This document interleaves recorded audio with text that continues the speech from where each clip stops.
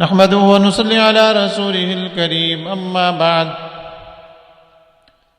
آج آپ کے سامنے دجال کا مطلب اور معنی واضح کرنے کی کوشش کروں گا۔ آپ صلی اللہ علیہ وسلم نے فرمایا کہ آخر زمانے میں دجال آئے گا، اور اسی طرح جن لوگوں نے نبوت کا دعویٰ کیا ان کو بھی آپ صلی اللہ علیہ وسلم نے دجال فرمایا۔ دجال یہ دجل سے ہے۔ دجل کا معنی ہوتا ہے ملمہ سازی کرنا، اور دوسرا ترجمہ اس کا یہ ہے کہ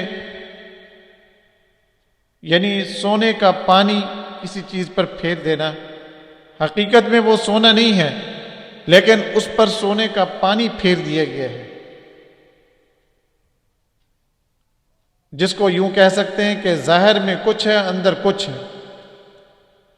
اور ایک اس کا معنی ہوتا ہے گوبر، کہ اندر سے گوبر اور گند ہے، لیکن ظاہر میں اس پر ملمہ سازی کی گئی ہے۔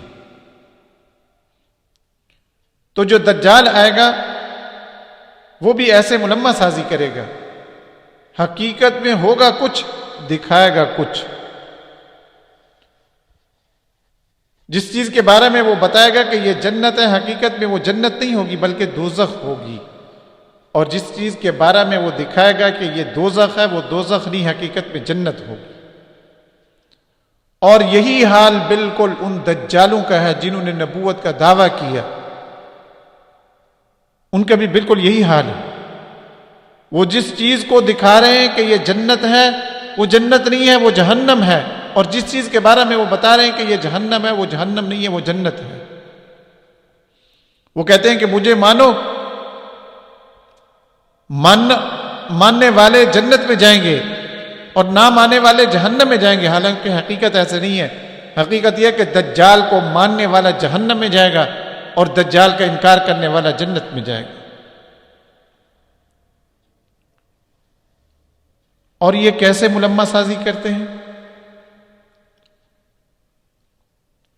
میں انشاءاللہ مرزا غلام احمد قادیانی کی بہت ساری چیزیں آپ کے سامنے ایسے رکھوں گا کہ اس نے ملمہ سازی کی۔ ملمہ سازی کا کیا مطلب؟ کہ ایک وہ چیز بھی پیش کر دی جو اسلام کی ہے، اور ایک اپنی چیز بھی پیش کر دی۔ اسلام کی جو چیز پیش کی ہے اس کے ساتھ اس نے ملمہ سازی کی ہے۔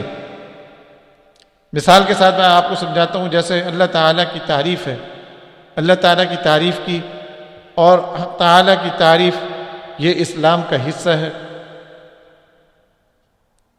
یہ ایمان کا حصہ ہے، اور ادھر حق تعالیٰ کی توہین کی۔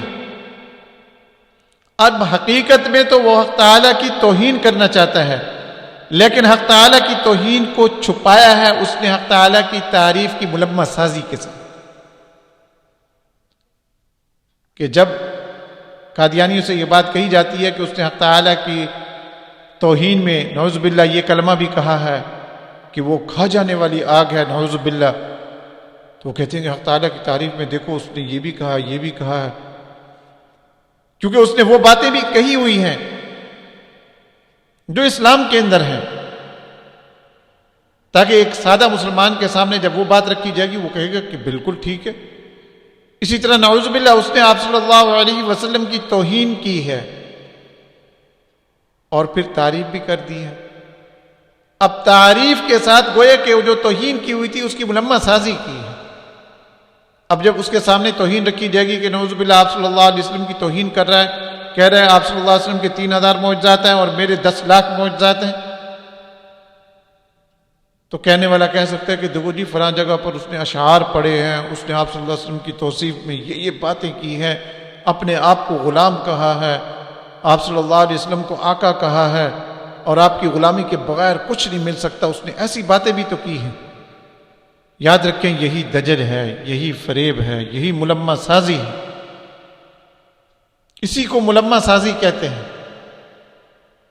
کہ اپنے گند کو، اپنے گوبر کو اس نے اسلام کا ٹائٹل لگا کر چھپایا ہے۔ دوسرے الفاظ میں کہ شراب کی بوتل کے اوپر اس نے زمزم لکھ دیا ہے۔ ہر بات میں ملمہ سازی کی ہے، یاد رکھیں، ہر بات میں اس نے کوئی بات ایسی نہیں چھوڑی جس میں ملمہ سازی نہ کی ہو۔ حضرت عیسیٰ علیہ السلام کے معجزات کا انکار بھی کیا ہے، اقرار بھی کیا ہے۔ حضرت امام حسین کی تعریف بھی کی ہے، توہین بھی کی ہے۔ نبوت کے بند ہونے کا اقرار بھی کیا ہے کہ نبوت بند ہے اور میں نبوت کو جاری مان کر کافر نہیں بننا چاہتا، یہ بھی اس نے کہا ہے۔ اور پھر نبوت کا دعویٰ بھی کیا ہے، نبوت کے جاری ہونے کا اقرار بھی کیا ہے۔ حضرت عیسیٰ علیہ السلام کے آسمانوں پر ہونے کا اقرار بھی کیا ہے، آسمانوں سے اترنے کا اقرار بھی کیا ہے اور انکار بھی کیا ہے۔ حضرت عیسیٰ علیہ السلام کے زندہ ہونے کا اقرار بھی کیا ہے اور حضرت عیسیٰ علیہ السلام کے فوت شدہ ہونے کا اقرار بھی کیا ہے، گویا کہ زندہ ہونے کا انکار کر دیا۔ اولیاء اللہ کی تعریف بھی کی ہے اور نعوذ باللہ اولیاء اللہ کی توہین بھی کی ہے۔ قرآن مجید کی توصیف بھی بیان کی ہے اور نعوذ باللہ قرآن مجید کی توہین بھی اس نے کی ہے۔ کسی چیز کو اس نے نہیں چھوڑا۔ یہ دجل ہے۔ جب قادیانی مربی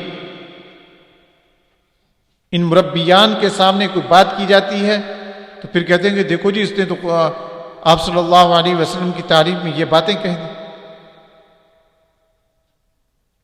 اس نے تو اپنے آپ کو غلام کہہ دیا آپ صلی اللہ علیہ وسلم کے بارے میں، ادھر غلام کہا ادھر یہ بھی کہہ دیا کہ نعوذ باللہ میرا وجود اس کا وجود ہو گیا۔